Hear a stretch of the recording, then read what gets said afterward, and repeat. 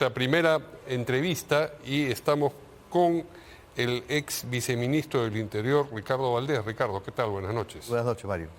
¿Escuchaste hoy a Santibáñez? No, no lo escuché, pero leí el mensaje. Leíste el mensaje, ok, bueno. ¿Y cuál es tu impresión general? Mi impresión general es que ha sido un mensaje de corte político. Básicamente está orientado a recordarles a los congresistas que él se ha reunido con ellos en más de una oportunidad. Recordar también que tienen una suerte de enemigo común en el Poder Judicial y en el Ministerio Público. Y recordar que en general lo que él propone y ha propuesto está todavía en vías de construcción y que por lo tanto prescindir de él sería atentar con eso que está en vías de construcción para enfrentar la inseguridad, la extorsión particularmente y luego todo el proceso de inversiones en la Policía Nacional. Es así como yo lo puedo resumir. Es un llamado a cerrar filas contra... Es un llamado a cerrar comunes, filas digamos, a su favor, ¿no? Sí. Porque él es el que los representa. Entonces, me parece interesante que él lo plantee de esa forma. ¿Es una movida política sagaz? Tengo la sensación de que ya llega con parte de la tarea hecha, ¿no? Porque hay que recordar que en general teníamos un Congreso tremendamente tibio, casi frío, favorable a él, favorable a no tocarlo. La moción de Susel Paredes quedó en 32 firmas semanas, sí. ¿no? Semanas. Y tiene que ocurrir la muerte de este cantante, de este grupo, para que inmediatamente recuerden los congresistas que están a puertas del inicio de la carrera electoral para el Congreso de la República y la Presidencia. Pero lo recordaron y me parece que lo están olvidando. Sí, rápidamente. Por eso es que yo digo que ahí se ha hecho parte del trabajo, porque lo recordaron y ahora vamos a ver quiénes son los que lo han olvidado. Y habría que quizás cotejar a los congresistas que van seguramente a retirar su voto a favor de la censura con respecto a quienes tienen de alguna forma investigaciones fiscales o carpetas fiscales abiertas. Cotejar una cosa con la otra. Sí, yo creo que podemos encontrar, supongo, es una hipótesis, una correlación positiva entre el voto y la carpeta fiscal. ¿No? Ahora, el discurso, digamos, la presentación, este llamado a la unión feliz entre todos los operadores de justicia es curiosa, ¿no? Es curiosa porque a lo largo de su presentación golpea al Ministerio Público y golpea al Poder Judicial. Y llama a la unidad. Y llama a la unidad. Entonces, sí. Es totalmente contradictorio. Y justamente por esa razón es que él debe ser censurado. Porque lo que él transmite es una necesidad de urgencia de enfrentar entre los operadores de justicia el tema de la inseguridad y en particular de la extorsión y la criminalidad organizada en general. Y que esto solamente va a funcionar si es que en una mesa pueden reunirse el fiscal la fiscal de la Nación, la presidenta del Poder Judicial, el Ministerio del Interior y, bueno, el Ministerio de Justicia en lo que concierne al sistema penitenciario, claro. Claro, que también está señalado con justa razón porque creo que es parte del problema, ¿no? Claro. Entonces, es muy difícil que eso vaya a ocurrir. Por lo tanto, es muy difícil que vaya a ocurrir porque él es el portavoz de estos congresistas que no quieren al Ministerio Público y al Poder Judicial, porque consideran que está en manos, como se expresa ahora, de la mafia caviar, sí. ¿No? Y a su vez es el portavoz, el operador político de la Presidenta de la República y del Ejecutivo en general. Entonces siento que esto va a producir un nuevo entrampamiento. Creo que la última vez que conversamos decíamos, hay solución a esto solamente si es que ocurre un hecho realmente relevante que remezca, genere pues un cambio importante. Que pareció haber ocurrido. Pareció haber ocurrido, pero parece que, digamos, en esta situación de duelo, sí. Ellos... se están reacomodando están reacomodando las fuerzas, porque claro, o sea... Los ánimos tolerantes, digamos. Sí, tal cual. Sí, han retornado otra vez entonces, bueno, habrá que ver la votación, ¿no? Mañana, ¿no? Va a ser interesante, sí. Por decirlo de la manera más neutra posible, va a ser interesante, sí. Va a ser revelador. Muy revelador, por eso digo, va a haber que hacer un poco este juego de de comparación. Pero mencionabas tú que en su discurso el ministro ha echado mano del argumento de que las cosas que él está haciendo para combatir a la criminalidad, singularmente la extorsión y su primo hermano el sicariato, Sí. tienen tiempo de maduración. ¿Qué cosas está haciendo que requieren tiempo de maduración? Bueno, él habla de un proceso que ya se inició, pero que aún no culmina, que tiene que ver con las interceptaciones de las llamadas telefónicas, ¿no? Y sobre todo el tratamiento que hay que darle a esas llamadas telefónicas desde los penales, ¿no? No dice cómo lo va a hacer, dice que están en ese proceso, que por lo tanto va a tomar... Esperen ustedes que ya vienen los goles de Cubillas. Ya vienen los goles de Cubillas, Sí. más o menos, ¿no? Eso es además el eje número uno que él lo menciona, ¿no? Y luego habla de inversiones que también están en camino y de las necesidades... Parece que lo hubiesen nombrado ministro ayer. Exactamente, y no que ya tiene 309 días en el cargo, ¿no? Y claro, siempre echa mano al argumento de la narrativa de que los culpables son los migrantes venezolanos a los cuales Kuczynski y Vizcarra y Sagasti les abrieron la puerta, ¿no? Bueno, ese también es el argumento de la presidenta Boluarte. Sí, claro, pero hay que recordarle que con Kuczynski entraron 67.000 migrantes solamente, y todos con títulos, y que se hizo el esfuerzo de organizar la base de datos a través del permiso temporal de permanencia, ¿no? Y que más bien desde el año 2020, 21, 22, 23, 24, los migrantes más o menos en torno a los 400.000 según datos del Banco Mundial, han entrado en esta gestión, ya sea castillos... Los legales. Claro, ¿no? Los que se van registrando, ¿no es cierto? Eso, ¿no? Sí. Claro, los que se van registrando porque no todos están registrados, pero sí están contabilizados. Desde dentro del 1,5 millones de migrantes que hay una combinación de, digamos, irregulares y formales, ¿no? Ahora, tras la muerte del cantante Paul Flores, absolutamente lamentable, pero que, digamos, viene a acumularse con hechos similares de las semanas y los días anteriores, Muchos, ¿no? muchos. Pero por alguna razón, quizás por que era un artista querido, lo que fuera, esto tuvo un impacto singular. Entonces, el Ejecutivo proclamó, digamos, algunos instrumentos o trajo de nuevo a colación algunos instrumentos que son todos reestrenos. Sí. Como por ejemplo la declaración del estado de emergencia, La pena de muerte. que ya estableció y levantó en varios lugares del país. Se entiende que no lo levantó porque había tenido éxito precisamente. Sí. La pena de muerte La pena de que ha muerte. mencionado. Algo nuevo que es el servicio... No, pero esto ya se había, no sé si en este gobierno, pero ya se ha El mencionado. militar sí, pero no el policial. Que es No, el primera vez que lo policial ya, el policial es toda una nueva... Sí. Pero digamos, lo que llama la atención es el servicio militar y sobre todo la idea de obligatorio. Obligatorio. Es para ofrecerles una oportunidad a los jóvenes, si digamos oportunidad tan atractiva es que necesidad de llevarlos a la fuerza. Claro. Pero en fin, vayamos caso por caso. Las emergencias...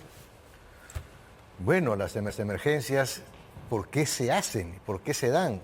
Y, digamos, en el supuesto que uno da que uno levanta todos los derechos fundamentales como la inviolabilidad de domicilio o la libertad de reunión. Porque ya investigó y quiere golpear.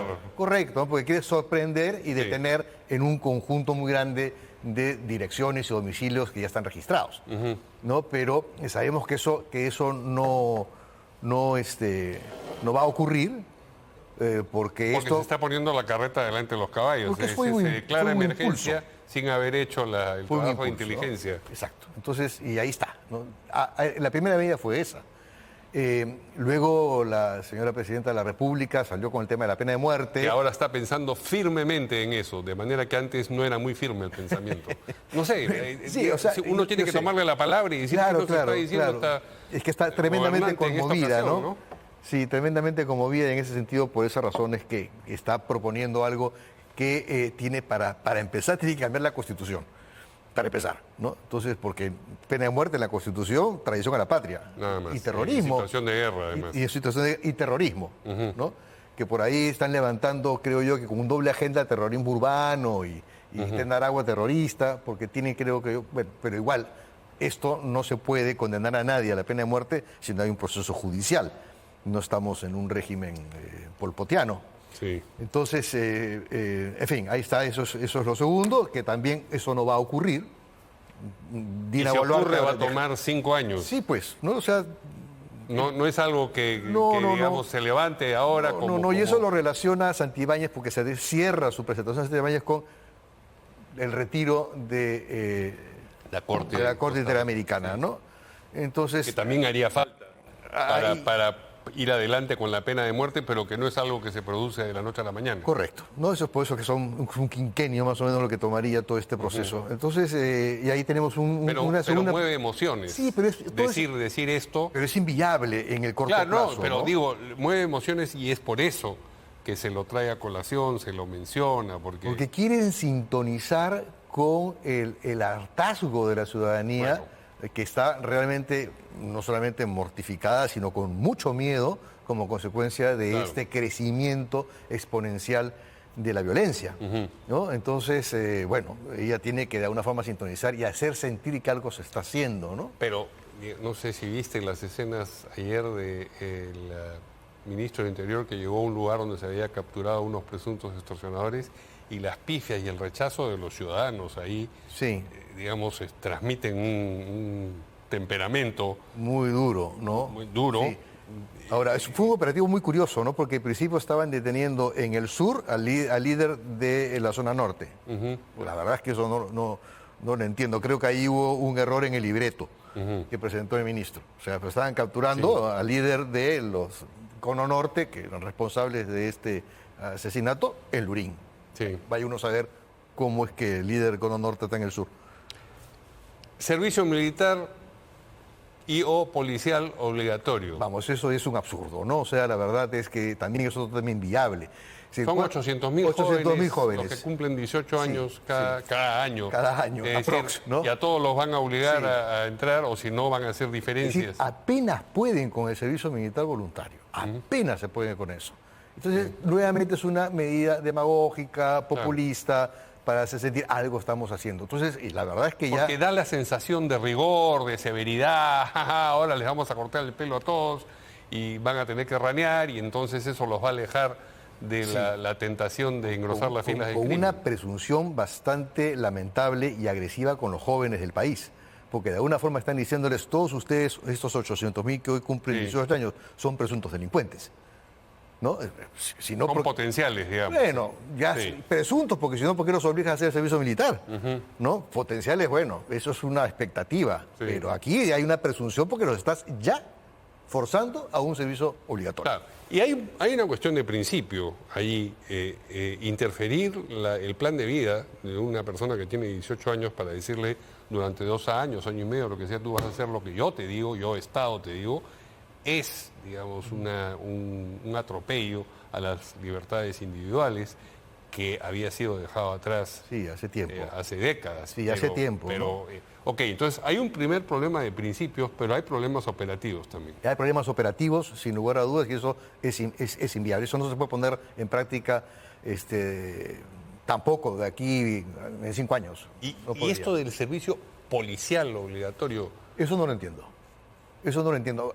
Digamos, en su presentación él habla de una suerte de cesigra, ¿no? Que podría tener cierto sentido para cierta actividad, porque el cesigra, estamos hablando de profesionales que han terminado su carrera profesional y que los invitan a hacer una suerte de práctica. Pero en aquello que han estudiado, en medicina, por ejemplo. Pero no es que una persona termine ingeniería y lo van a hacer entrar a la policía por 10 meses. ¿Cómo puede quizás puede funcionar como policía? Podría funcionar si es que eso les permite relevar de sus cargos de funciones administrativas a los que están en la zona de administración, de personal, por ejemplo. Pero eso tampoco se puede hacer de la noche a la mañana. Yo sé que no. Esa función Estoy tratando de encontrar una racionalidad a lo que debe ser menos difícil que comenzar a perseguir criminales. Sí. Pero tampoco es una cosa que la persona que terminó arquitectura, pues mañana va a resolver los asuntos en la comisaría, ¿no? No, o los que terminaron de derecho de repente pueden ayudar a, no sé, pues a liberar de las trabas que tienen las comisarías, porque hay problemas serios con los temas de titulación, por ejemplo, en las comisarías. Hay una serie de problemas, pero eso no va a resolver la tasa de homicidios, eso no va a resolver el sicariato, eso no va a resolver obviamente tampoco la extorsión, eso no va a resolver el crecimiento de la criminalidad, ni el narcotráfico, ni la trata, ni la tala. Es decir, todo eso, ese movimiento económico de miles de millones de dólares, que son los que en realidad están superando de lejos al Estado en manejo económico. ¿Lo superan o lo penetran? Y tejen una red dentro del Estado. Ambas cosas, porque ten en cuenta que el propio ministro menciona de la penetración de delincuentes dentro de las fuerzas policiales. Y eso, yo quiero ser, digamos, objetivo en la lectura. Él ha propuesto algunos temas que yo les encuentro sentido, obviamente. A ver, ¿cuáles? ¿No? Bueno, por ejemplo, el haber mencionado la necesidad de establecer algún método mucho más riguroso de selección del personal que está ingresando a las fuerzas policiales o que está en las fuerzas policiales. Sí. Si reconoces corrupción, tienes que reconocer que algo pasó, ¿correcto? Claro. Entonces tienes que buscarle una solución al problema. Lo otro, cuando él menciona sus pilares, para mí es importantísimo el que se trabaje junto con las operadoras telefónicas a un mecanismo para establecer vías legales y adecuadas para intervenir estos números telefónicos y para prohibir definitivamente con cierta penalidad la venta de chips, es decir, en fin, la venta a su vez también de teléfonos, Pero etcétera. esto ¿no? ya lo hemos escuchado también. Sí, claro que lo hemos escuchado, pero por lo menos ya está planteando esto, obviamente que es una pata coja, porque eso no va a funcionar si no lo completas también con el sector financiero, donde tienes que entrar a ver cómo integras esa información. Pero lo central no lo mencionó. Y es que la Policía Nacional en los últimos 3 años ha acumulado 50.000 denuncias por extorsión. 50.000, esos son los datos del Ministerio del Interior. Sí. ¿No?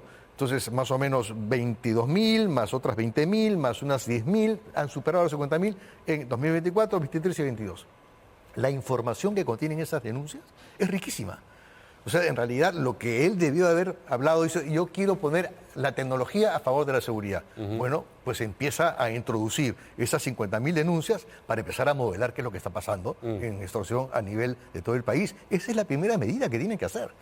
Y eso es importante que lo comprenda, porque siento que sin eso, lo otro no tiene sentido. Es decir, lo otro me refiero a las intervenciones telefónicas. Claro. También tiene sentido el control en los penales, pero no es las requisas ni es tampoco el corte de las antenas alrededor de los penales.